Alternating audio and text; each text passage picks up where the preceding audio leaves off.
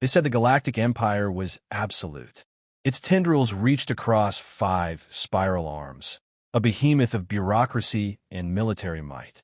Humanity, the upstart species from the Orion Spur, was a curiosity, barely a century into interstellar diplomacy, tolerated more than accepted. Yet, in that short time, one name had come to command quiet respect even within imperial halls: Ambassador Elira Voss. She was not born into power. She earned it with words, not weapons. At the Korean Accord, she ended a war that cost 3 million lives.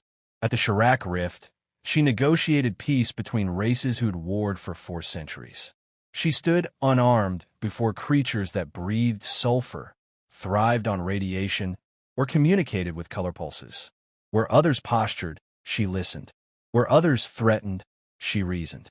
She became the voice of humanity not by force, but by merit. The Empire saw her differently. To them, she was a complication, a human wielding influence they hadn't authorized.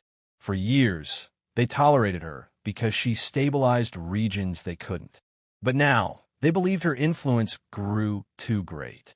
A peace summit on Dareth Prime, a neutral moon chosen by the Empire, was the perfect place to remove the variable.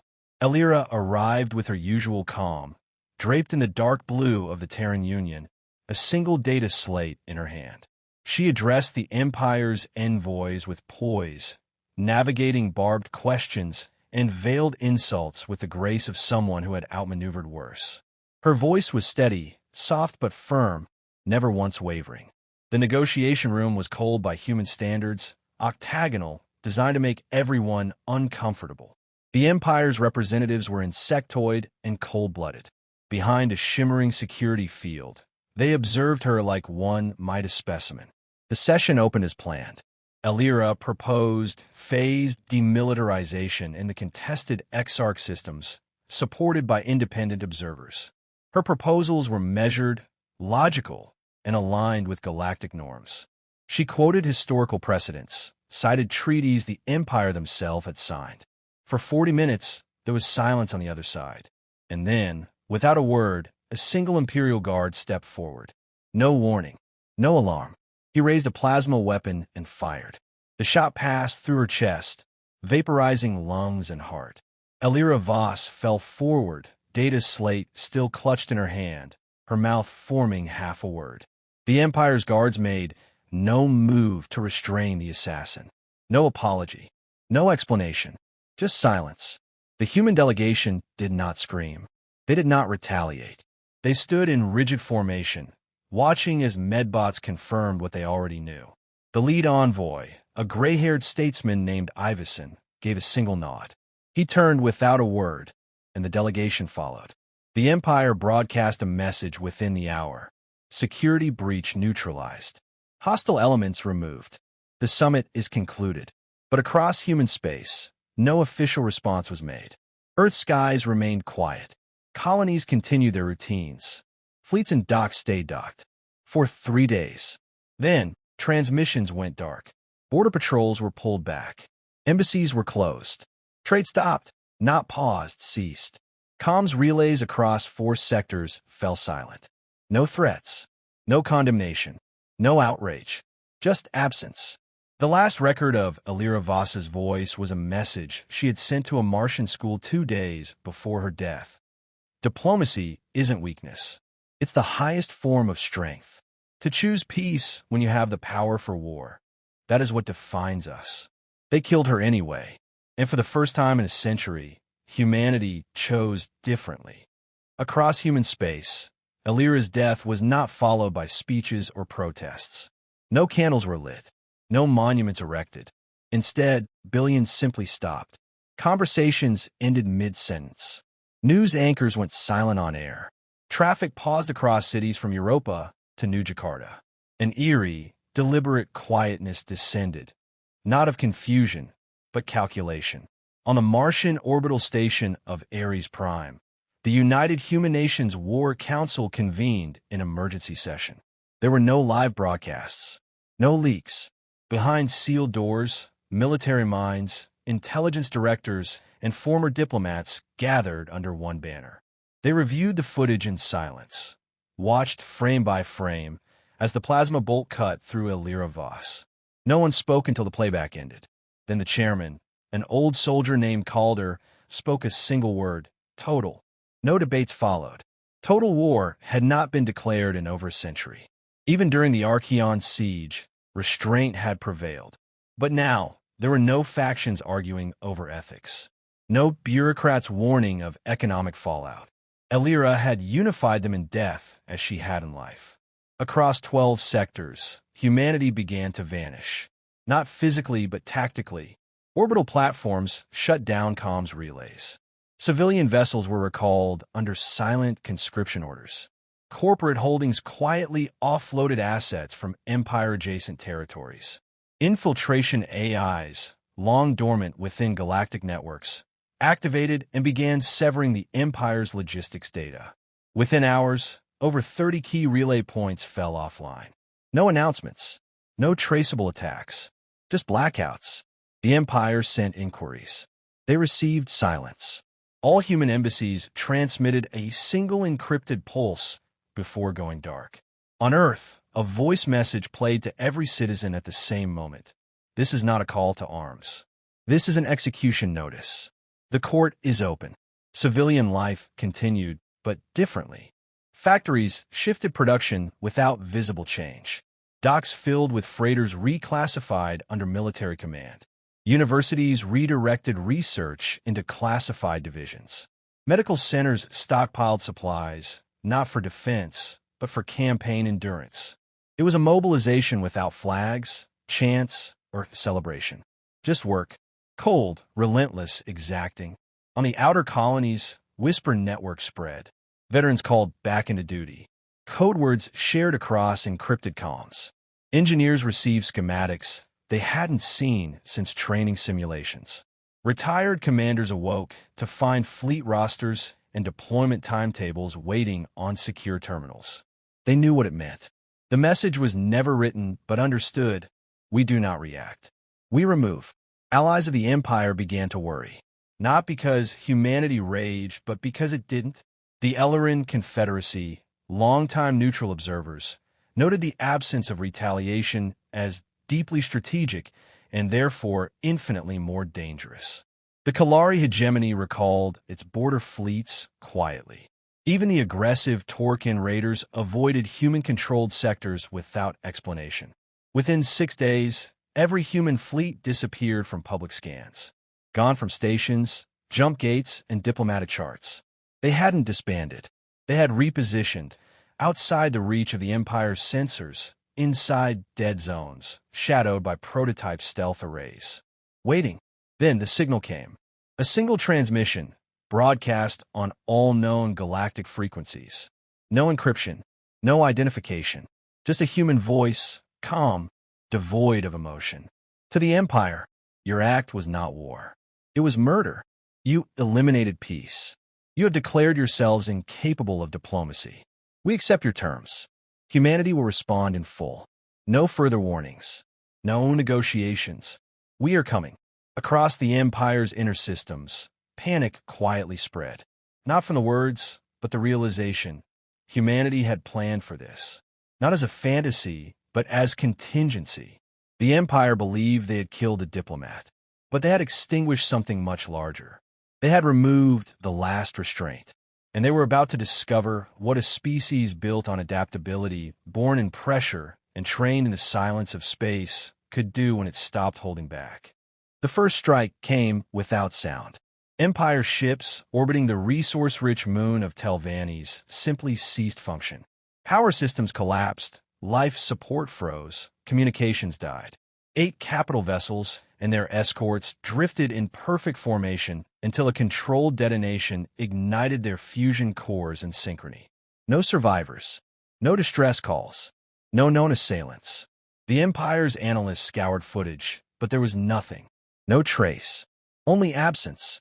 Across 3 sectors, trade convoys vanished. Beacons blinked offline. Infrastructure collapsed from within as navigational satellites overloaded in chain reactions. Supply lines ruptured not with explosions, but with precision interruptions. Time to leave food shipments rotting and fuel depots empty. There are no raids, only failures. Empire Military Command assumed a rogue AI or internal rebellion. But then, it happened again, then across 11 systems simultaneously. Each incident followed a pattern, but each was unique in method. Human war doctrine was not to overpower. It was to destabilize, isolate, and dismantle. No territory was taken. No planets occupied. Only weaknesses exposed, one after another, until entire fleets stood paralyzed, not by force, but by logistics. The Empire launched investigations. They found that key systems across their military-industrial complex had been subtly modified decades prior. Human-built components embedded in ships, stations, even weapons factories. Legal trade hardware, harmless on paper, but each with a buried function, activated by deep signal sequences only now coming to life. Sabotage had never been installed. It had been manufactured. Empire outposts reported unexpected revolts. Slave laborers on extraction worlds rose up, equipped with human-supplied tools that converted into pulse rifles with modular twists. Formerly neutral species began to defect, citing human guarantees. The Empire attempted retaliation, but human targets eluded them. Every battle plan they used had already been anticipated. Every trap had a counter-trap waiting beneath it. When the Empire finally mustered a fleet for full assault, it disappeared en route. A formation of 80 warships jumped into the Krovic expanse and never emerged. Later probes found debris scattered over light years, fragments etched with microscopic holes, signs of kinetic impacts traveling at relativistic speeds. No energy signature, no trace of who had fired. But every fragment told the same story. Someone had anticipated them there and erased them with physics, not fury. The High Command grew desperate. The Emperor convened the Grand Conclave, demanding allies commit forces to suppress the human threat. But none came. Not the Torcan, who once hunted human freighters for sport. Not the Rovaks, whose war cruisers had dwarfed Earth's first orbital defense grid. Not the Siren Pact, who had once sworn allegiance to the Empire for protection. They had all seen the same pattern. A species with restraint now acting with design. Not rage, not chaos, but choice. Intelligence officers warned that the human campaign was not conquest. It was correction. Human forces bypassed wealth, ignored symbolic targets, and instead dismantled Empire infrastructure. Silently, cleanly, efficiently. Their strikes were surgical. Their aftermath, devastating. War factories halted, not because they were bombed, but because their AI overseers had been subverted. Generals found their own troop rosters deleted. Communications intercepted before they could even be sent. Then came the message. Your war machine is bleeding from 1,000 cuts. Your people will not starve. Your planets will not burn. We will not become you. But your empire will fall. You removed our diplomat. Now we remove your illusion of control. The Empire realized too late that humanity never intended to match them in open battle. It had studied them for decades, infiltrated their systems with legal trade, reverse-engineered their tactics, mapped their weaknesses, and waited. They hadn't just planned response. They had built one in slow motion, disguised as commerce, diplomacy, and friendship. Humanity's genius wasn't its weapons or numbers.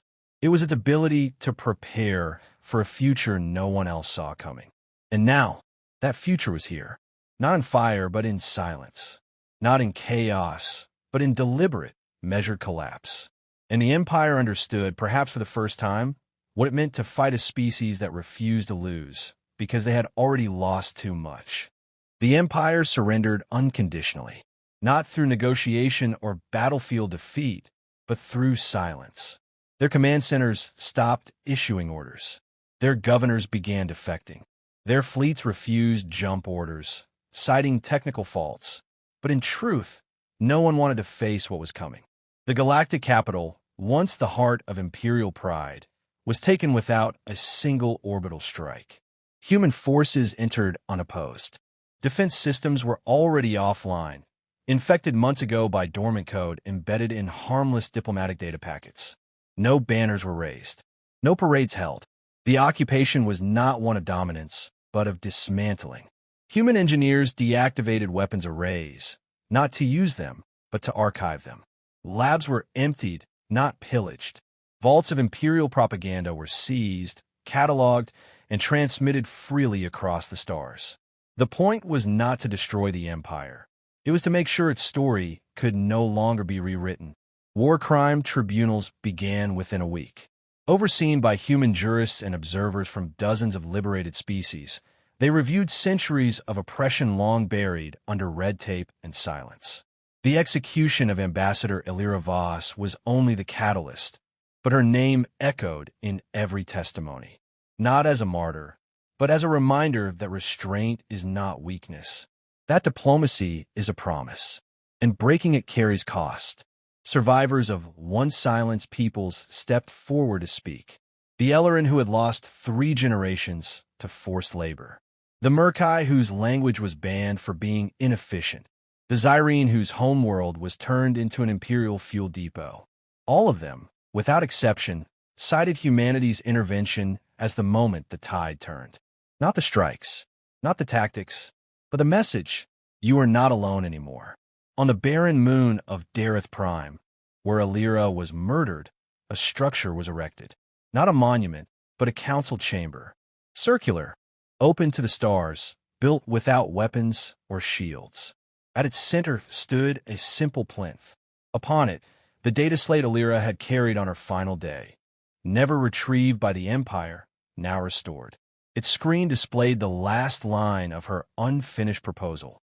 No peace built on fear will last, but peace built on understanding. And then the text ended. Around that chamber, representatives from former imperial client races gathered. They did not form a new empire, nor swear allegiance to Earth. Instead, they signed a collective accord, sovereignty guaranteed, borders respected, decisions shared. Humanity refused to take a central seat. It held only one role: to ensure no single power could again dictate by threat what should be earned by respect. Throughout human space, life continued. Fleets returned to orbit, factories resumed civilian production, and soldiers removed their insignias. There were no victory celebrations, no new emperors, just a quiet return to the mission Elira Voss had died pursuing. Not dominance, but stability. Yet the galaxy remembered. It remembered how humanity responded. Not in fury, but with finality. Not with chaos, but with a precision no empire could match. It remembered the cold efficiency with which systems collapsed. The strategic brilliance of a species that saw every war as a failure, yet prepared for it anyway. And above all, it remembered what the Empire forgot. Humanity never strikes first, but it never forgets the first strike. A new galactic calendar was adopted, starting from the day of Elira's death. Not to glorify war, but to mark the moment the galaxy changed. Her image was never used for propaganda. Her face was never turned into an icon. Instead, she remained what she always had been, an envoy of peace. Killed for offering compromise, avenged not by vengeance, but by resolve. In a private archive beneath the council chamber, a single quote from an old Earth book was engraved on alloy. Beware the fury of a patient people. And across the stars, no one ever forgot again.